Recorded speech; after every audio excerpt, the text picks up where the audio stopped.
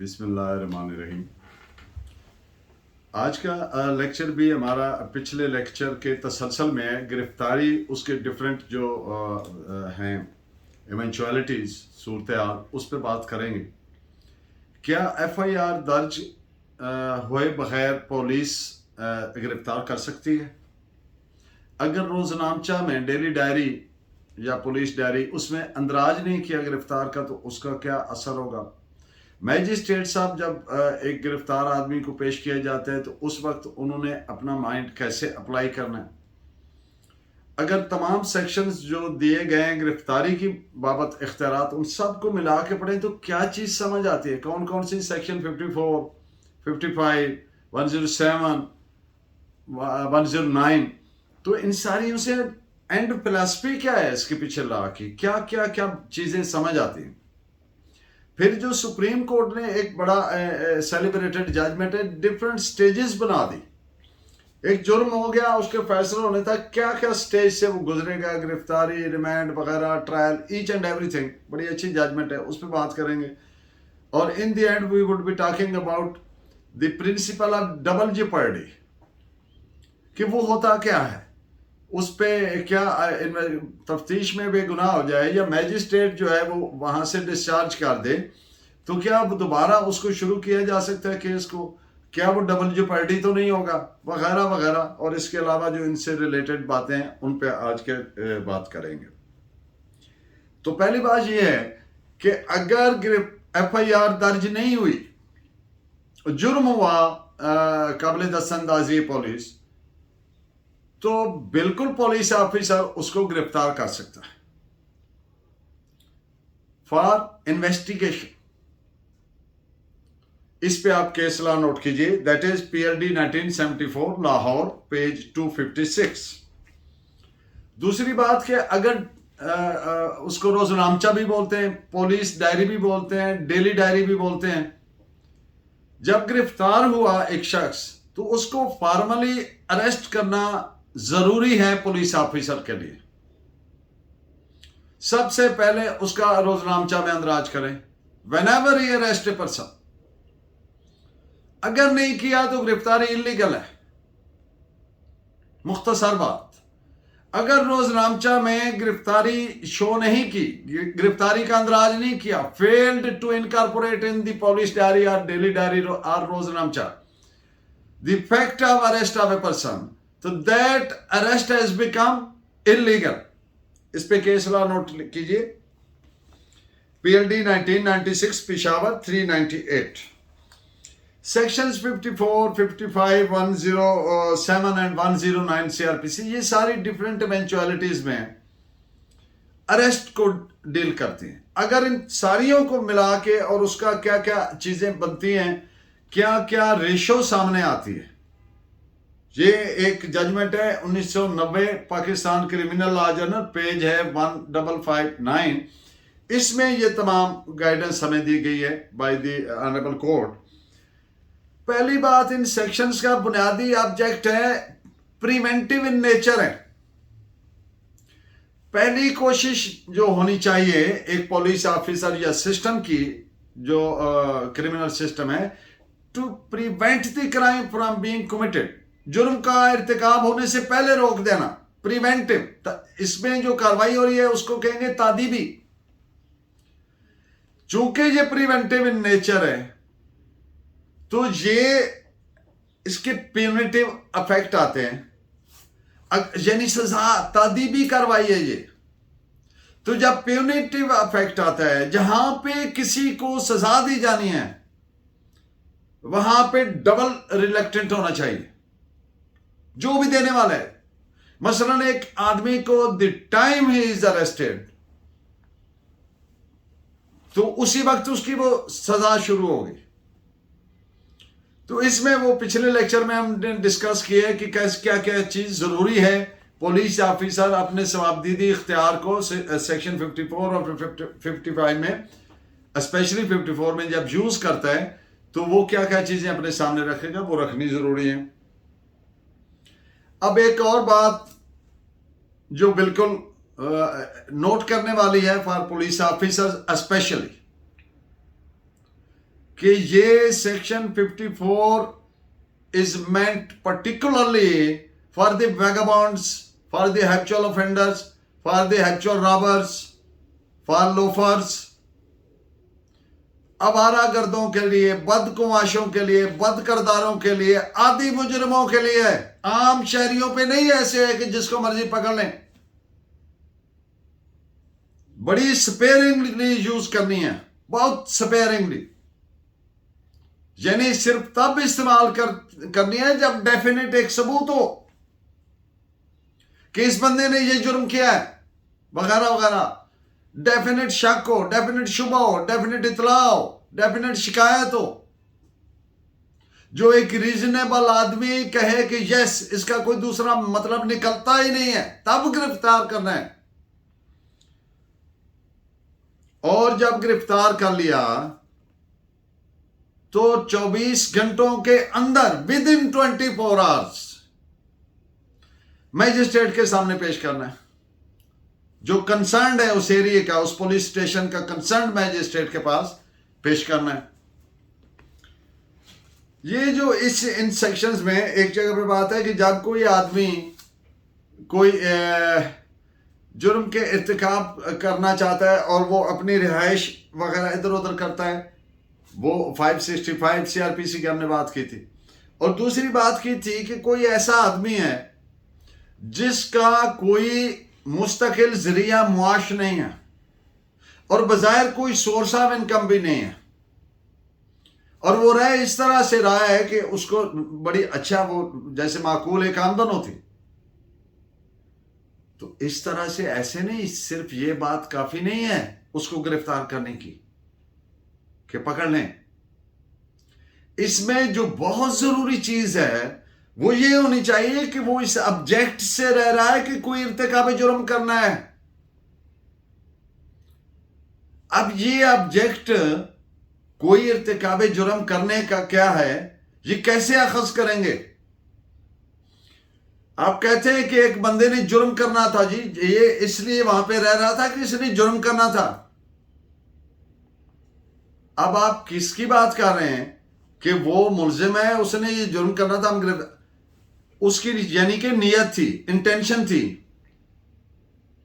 तो नियत is a state of mind, how it can be inferred. आप कैसे कहते हैं कि उसकी नियत ये थी? उसका जवाब ये है कि आप सबूत देंगे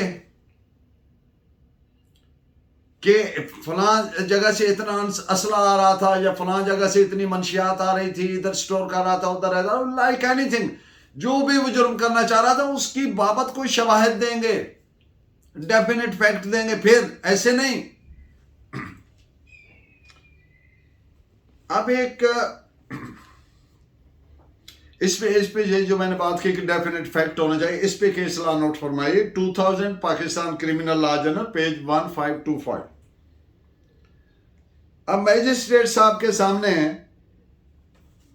अक्सर आप सुनते हैं सब कॉन्टिनेंट में एक कॉमन वर्ड यूज होता है, वो 107 151 की 151 की कार्रवाई हुई, पंजाबी में बोलते हैं, यानी कि ब्रीच ऑफ पीस होता है। ये आम प्रैक्टिस में आपको नजर आता है थाने में, जहां दो फरीक इकट्ठे होते हैं तफ्तीश के सिलसिले में।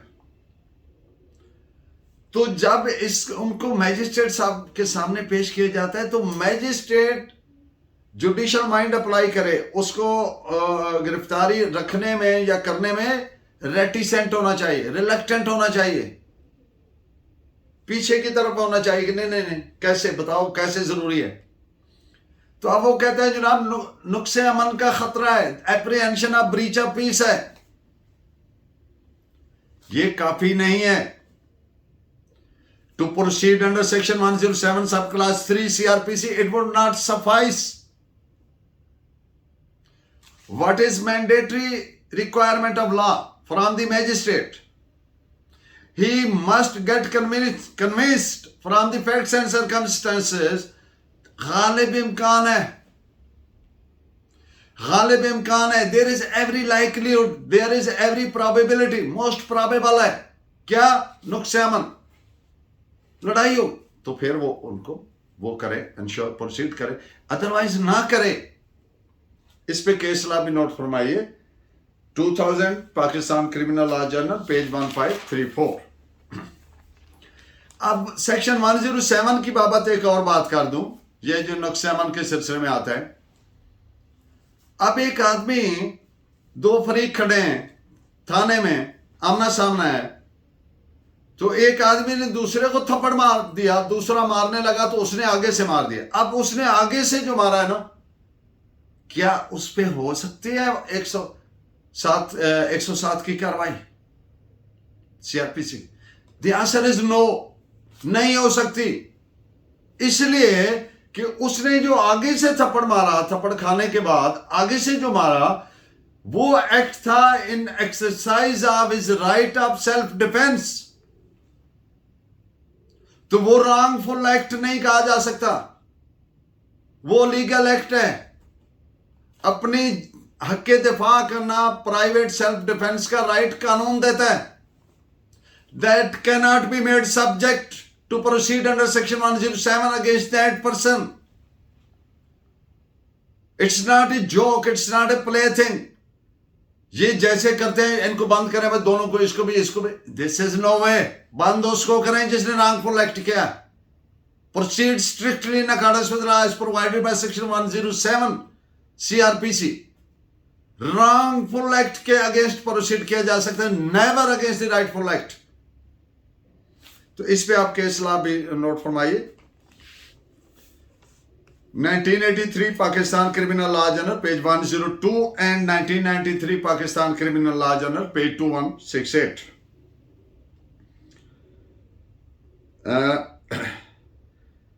इस पे एक और बड़ी अहम जजमेंट है, पीएलडी 1994 कराची 429।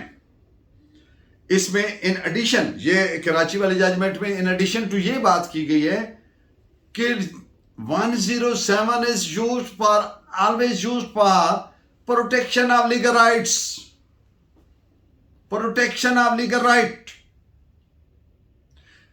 एक आदमी के खिलाफ कोई मसला है और उसने अपना लीगल राइट एक्सरसाइज किया है, उसने थाने में दरखास्त दी है, दूसरी साइड से 15-20 आदमी आ गए, वो गुंडे हैं, बदमाश हैं, फलां है, टिमकान है, तो वो उसको अब वो कर रहे हैं, तो वो तो लीगल राइट एक्सरसाइज कर रहे हैं। अब जिन्होंने, जो आउटला हैं, जिन्होंने रॉन्गफुल एक्ट किया है, उनके अगेंस्ट प्रोसीड करना भाई। जो लीगल राइट उसको प्रोटेक्ट करना है। तो इसमें ये बात भी इन एडिशन टू दैट की गई है। अब सेक्शन 110 सीआरपीसी, इसमें एक बात रेपुटेशन की हुई है कि रेपुटेशन, बुरी शोहरत का आदमी है, it is a relevant fact. तो ये it matters and courts also take notice of it under QSO, कानूनी शहादत ऑर्डर एविडेंस एक्ट। तो रेपुटेशन होती क्या है? Reputation is what other people think of a person. दूसरे उसके बारे में क्या कहते हैं। तो ये रेपुटेशन ऐसे नहीं होगी कि तफ्तीशी ऑफिसर साहब कहेंगे कि जी मेरे ये 2 कांस्टेबल इसके गवाह हैं कि बुरी शोहरत का आदमी है जी, बदकिरदार है। रेपुटेशन की जब बात होगी तो it will become relevant only when the people of that locality, जहां पे वो रहता है। अब एक तो हो गई ना रेपुटेशन, ये इंडिविजुअल की मैटर नहीं करेगी। मुमकिन है उसका कोई बायस हो, कोई उस जो general, what general people think of a person, तो उसको शोहरत आमा कहते हैं, जनरल रेपुटेशन कहते हैं। जैसे कहते हैं उसकी यार जनरल रेपुटेशन कैसी है, तो वो जनरल रेपुटेशन ये होती है what is the collective opinion of a person about that person. तो that is always taken to be very relevant fact in criminal law, क्योंकि उसके एंटीसीडेंट्स, उसके वो पता चलता है। तो इसलिए अगर तो वहां के रेजिडेंट्स की कलेक्टिव ओपिनियन, जनरल ओपिनियन अगर है कि ये इस तरह का है, तो फिर ये बिल्कुल रेलेवेंट है। अगर वो पुलिस वाले 2 गए और उन्होंने कहा जी ये गए, तो उन्होंने कहा इट इज नॉट रेलेवेंट। इस पे आप केस लॉ भी नोट फरमाइए। 1986 Pakistan Criminal Law Journal, page 2565, and PLD 1975 Karachi, page 1035. 54 के तहत भी पुलिस ऑफिसर गिरफ्तार कर सकता है और सेक्शन 56 के तहत भी। इन दोनों में फर्क क्या है? मोटी बात यह है कि 56 में सीनियर पुलिस ऑफिसर तहरीरी हुक्म देता है कि फलां आदमी को फलां जुर्म के तहत गिरफ्तार कर लें, तो जो सबऑर्डिनेट पुलिस ऑफिसर है वो उसको गिरफ्तार कर लेगा। और 54 में पुलिस ऑफिसर अपनी सवाबदीद जो हमने पैरामीटर्स उसके बताए उसके मुताबिक वो गिरफ्तार करेगा। ये इन दो में बुनियादी फर्क है। इस पे केस लॉ भी आप नोट करें। 1970 Pakistan criminal law journal, page 250, and 1970 supreme court monthly review, page 7। अब एक बड़ी अहम जजमेंट आपसे डिस्कस करेंगे। सुप्रीम कोर्ट ने एक फैसला दिया जिसमें उन्होंने जुर्म होने से लेकर उसका फैसला होने तक क्या क्या क्या क्या स्टेजेस हैं उनको हम मुख्तसर, आप पहले वो जजमेंट नोट फरमा लें। PLD 2012 सुप्रीम कोर्ट, पेज है 179। तो स्टेज 1 तो यह है कि जब इतला दी गई पुलिस ऑफिसर को कि जुर्म हुआ है, अब यहां पे पुलिस ऑफिसर ने दो चीजें देखनी है कि कग्निजेबल है या नॉन कग्निजेबल है। कग्निजेबल है तो FIR दर्ज करने का पाबंद है, उसका कोई सवाबदीद नहीं है। He shall reduce the same into writing. और अगर नॉन कग्निजेबल है तो तब ये नहीं कह देगा कि ये तो जो काबिल दस्तंदाजी police, no not at all. Then he shall proceed in वो क्या है नॉन कग्निजेबल की सूरत में कि उसका अलग रजिस्टर होता है थाने में, उसमें उसका अंदराज करे फर्स्ट ऑफ ऑल। उसके बाद परमिशन सीक करे from the honourable magistrate of the area and then to launch the FIR and फिर आगे उसकी इन्वेस्टिगेशन सेम है, फिर उसमें कोई फर्क नहीं है दोनों में उसमें। अच्छा, तो पहली स्टेज हो गई FIR दर्ज करना। The time the FIR is launched the engine of the prosecution machine starts. और पहला काम क्या होता है? Commencement of investigation. अब ये दूसरी स्टेज शुरू हो गई। तो इन्वेस्टिगेशन कमेंस हुई, उसमें जो भी all the steps taken by the IO as provided by वो सेक्शन 4K जो CRPC में प्रोवाइडेड है, जैसे all steps taken by the IO in this in the process of investigation is investigation. और ऑब्जेक्टिव ऑफ इन्वेस्टिगेशन आप जानते हैं that is collection of evidence. तो उसमें जुर्म की नौयत के मुताबिक अगर वो प्रोसीड करता जाएगा, को बरामदगियां करनी है, रिकवरी करनी है, फर्द मीमो बनाने हैं, फर्द मकबूजी बयान बनानी है, सर्च करनी है, फलान करना है, तो जो जो जो जो भी स्टेप्स रिक्वायर्ड है according to the nature of the offence वो टेक लेगा, ही शैल टेक वो स्टेप। स्टेज 3 पे अगर मुलजिम कोई गिरफ्तार हो गया, ये स्टेज उससे जरा हटके गिरफ्तार हो गया, तो फिर उसकी अरेस्ट इनकॉर्पोरेट करेंगे, गिरफ्तारी वगैरह, उसको प्रूव सारा सबूत फिर उसको पेश करना वगैरह, वो सारी चीजें उसमें आ जाएंगी। और मैजिस्ट्रेट के सामने पेश करेंगे जैसे सेक्शन 60 और 61 CRPC प्रोवाइड करते हैं। और अब वो अगर देखते हैं पुलिस की ओपिनियन ये है कि ये यहाँ पे पुलिस का एक इख्तियार आ जाता है इन्वेस्टिगेशन और ये मटेरियल जब कलेक्ट किया, क्या पुलिस खुद किसी मुलजिम को छोड़ सकती है? गिरफ्तार किया, FIR है, गिरफ्तार किया, तफ्तीश की, क्या खुद पुलिस छोड़ सकती है? The answer is yes, under section 169 CRPC।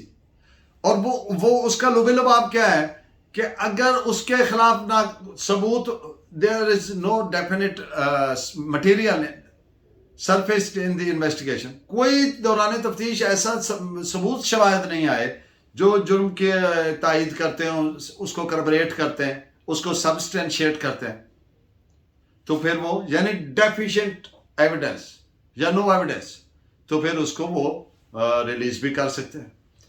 और अगर वो इस नतीजे में पहुंचे हैं कि सफिशिएंट मटेरियल इज देयर, तो फिर उसको वो चालान करेंगे। और चालान किसके पास पेश करेंगे? उसके पास पेश करेंगे, ऑनरेबल मैजिस्ट्रेट के पास, और वो उस पे इन अकॉर्डेंस विद लॉ प्रोसीड करेंगे। अब जो इन्वेस्टिगेशन है, इसमें अगर एक आदमी अग्रीव्ड है कि ये पुलिस ऑफिसर सही तफ्तीश नहीं कर रहा है, तो क्या वो हाई कोर्ट उसको डायरेक्शन दे सकती है, या सेशन जज साहब या एडिशनल एएसजे उसको डायरेक्शन दे सकते हैं? The answer is no. ये याद रखें कि investigation is exclusive right of the police. ये उसका इस्तेकाक है पुलिस ऑफिसर का, इसमें कोई उसको डायरेक्शन नहीं दे सकता, फलां को पकड़ो, क्यों नहीं पकड़ा, उधर रेड करो। It amounts to interference in investigation.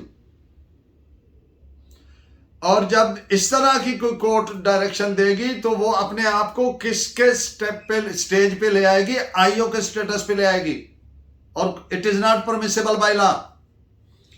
अच्छा, तो जब इन्वेस्टिगेशन कंप्लीट होगी तो totality of facts and circumstances जो हैं वो कोर्ट के सामने रखेंगे। जो लास्ट वो जो अपनी जिमनिया लिखते हैं, जिमनिया मीन सप्लीमेंट्री रिपोर्ट्स। जो स्टेप पुलिस ऑफिसर तफ्तीश में लेगा, तफ्तीशी officer according as provided by section 172 CrPC, हर उस स्टेप को नोट करेगा। पाबंद है, डेट वाइज, टाइम डेट उसके राइट पे कॉलम बना होता है, वहां पे दर्ज करेगा, नहीं किया, गलत किया। आप अगर वकील हैं और आप उस पे देख रहे हैं तो आपने देखना है कि जो जिमनियों में कागज इस्तेमाल किया, क्या उसका सीरियल नंबर उसी सीक्वेंस में है। अगर सीक्वेंस में नहीं है तो इट मीन्स कि ये जिमनियां बाद में उसमें कर दी गई हैं। इस पे नजर रखा करें और इंप्लीमेंट करवाएं इसको पुलिस ऑफिसर से, क्योंकि यहां पर मुलजिम के साथ या मुद्दई के साथ गलत हो जाता है, केस उनका कानून के मुताबिक नहीं रहता, तो मैलाफाइडी जहां पे होती है।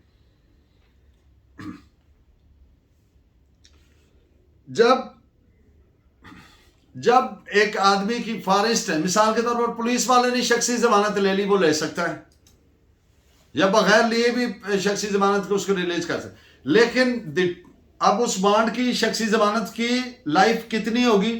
मुख्तसर। कितनी? The time the accused is produced before the magistrate साहब बाय द पुलिस ऑफिसर, जो ही मैजिस्ट्रेट के सामने पेश हुआ उसकी लाइफ खत्म हो गई। अब आगे उसके बाबत मैजिस्ट्रेट साहब ने डिसाइड करना है कि इसका क्या करना है, कि मुचलका लेना है, नहीं लेना, कितनी मालियत का लेना है, उसकी शोटी या बॉन्ड की जो फेट है वो मैजिस्ट्रेट साहब डिसाइड करेंगे। अब मैजिस्ट्रेट साहब ने, ये स्टेज 5 है, मैजिस्ट्रेट साहब के सामने चालान पेश हुआ। अब वो उससे एग्री होंगे या डिसएग्री होंगे, बॉन्ड और शोटी के बाबत डिस्कस करेंगे। और तीसरी बात कि अगर वो समझते हैं कि ये जुर्म काबिल ट्रायबल बाय सेशन जज है तो वो सेक्शन 190 सब क्लास 3 के तहत सेशन जज साहब को भेज देंगे। और इस पे एक तो मैंने आपको केसला नोट करवाया, इस पे मेयर खान केस बड़ा मारूफ है, उसका नंबर नोट कर फरमा लें, 1984 SCMR पेज 267। तो इस केस में ये कहा गया कि ये जो मैजिस्ट्रेट साहब उसको जुडिशियल माइंड अप्लाई करते हुए एडमिनिस्ट्रेटिव ड्यूटी करते हैं, इट सेक्शन 4 के एम्बिट में ये आ रही है, सेक्शन 4 के इन्वेस्टिगेशन के एम्बिट में आ रही है। तो ये है, it is primarily philosophy behind it is कि चेक्स एंड बैलेंसेस रखा जाए सिस्टम में, ताकि कोई अब्यूज ना करे अपनी अथॉरिटी या पावर को। तो जितने भी इस तरह के मोहम्मद उमर केस भी बड़ा फेमस है इसमें, वो भी आप नोट फरमाइए, PLD 2012 सुप्रीम कोर्ट पेज 179। तो मैजिस्ट्रेट साहब के सामने जब वो पुलिस ऑफिसर की इन्वेस्टिगेशन पेश की गई फॉर एनी पर्पज, यानी कि उसका रिमांड लेना है नहीं लेना, या जब फाइनल रिपोर्ट पेश की गई अंडर 173, तो मैजिस्ट्रेट साहब उस पर जो प्रोसीड करते हैं तो ये सारी एडमिनिस्ट्रेटिव इन नेचर होगी प्रोसीडिंग। इस पे इसके मैजिस्ट्रेट साहब के रिटर्न ऑर्डर करेंगे उसके बारे में, और अगर कोई अग्रीव्ड है तो वो उसकी रिट पिटीशन लाई करती है। अदरवाइज चूंकि वो एडमिनिस्ट्रेटिव इन नेचर है तो उसकी रिवीजन नहीं बनेगी। अब मैंने इन दी एंड इंतहाई मुख्तसरन आपसे एक बात करूंगा कि डबल जेपर्डी, इस पे कोई थोड़ी सी लैक ऑफ क्लैरिटी आती है, बाज़ औक़ात देखी जाती है कि ये डबल जेपर्डी क्या होती है। एक आदमी के खिलाफ मुकदमा दर्ज हुआ वो पुलिस ने इन्वेस्टिगेशन, उन्होंने कहा जी इसके खिलाफ सबूत ही ना काफ़ी हैं, हम तो उसको जो है वो डेफिशिएंट एविडेंस में ला के मैजिस्ट्रेट साहब के सामने पेश किया, तो मैजिस्ट्रेट साहब ने एग्री किया। और वो तो ये जो बात है मैजिस्ट्रेट साहब ने एग्री किया कि ठीक है जी, वो कहते हैं जी मुकदमा खारिज हो। अब ये जो एग्रीमेंट है ना, ये इस हद तक है, उसको गिरफ्तार रखना है कि नहीं, उसकी श्योरिटी और फेट क्या तक है। It does not amount to acquittal. और आप जानते हैं कि जो वर्ड यूज्ड है इन सेक्शन, इसमें सेक्शन सीआरपीसी में 403 है कि when a person is acquitted और कन्विक्टेड, तो जो ये तो एडमिनिस्ट्रेटिव नौयत का काम हुआ ना, पुलिस ने बेगुनाह किया या मैजिस्ट्रेट साहब ने उसे एग्री किया, it does not amount to acquittal. अब ये हमारा फंडामेंटल राइट भी है, आर्टिकल 13 ऑफ द कॉन्स्टिट्यूशन के 2 दफा वर्ड शेल के साथ यूज हुआ है वहां पे कि डबल पनिशमेंट नहीं दी जा सकती किसी आदमी को फॉर वन ऑफेंस, और ये प्रिंसिपल्स ऑफ नेचुरल जस्टिस के भी खिलाफ है। Nobody can be punish twice for a single offence. तो ये आर्टिकल 13 है। लेकिन डबल जेपर्डी तब आ जाएगी जब एक आदमी कन्विक्ट होगा या एक्विट होगा, तो फिर उसके बाद उसको दोबारा नहीं प्रोसीड किया जा सकता। Let's be very clear about it. Double Jeopardy तब आएगी जब कन्विक्शन पास हुई है या एक्विटल हुई है। अगर इससे कम कोई चीज हुई है तो डबल जेपर्डी का प्रिंसिपल अट्रैक्ट नहीं करेगा। इसमें जनरल क्लासेस एक्ट का सेक्शन 26 भी सेम बात कहता है। और सिविल लॉ में अगर आप देखेंगे तो वहां पे एक रिनाउंड प्रिंसिपल है res judicata, stare decisis, once decided always decided, section 11 of the CPC, कि एक दफा डिसाइड हो गया दोबारा नहीं शुरू हो सकता। वंस प्रिंसिपल है रेस जुडिकाटा, तो इसलिए it does not attract the principle of double Jeopardy until and unless conviction or acquittal is there. So keep in touch. I am grateful for your valuable comments and guidance, and I wish my lecture be beneficial for you. Thank you very much. Allah Negeban.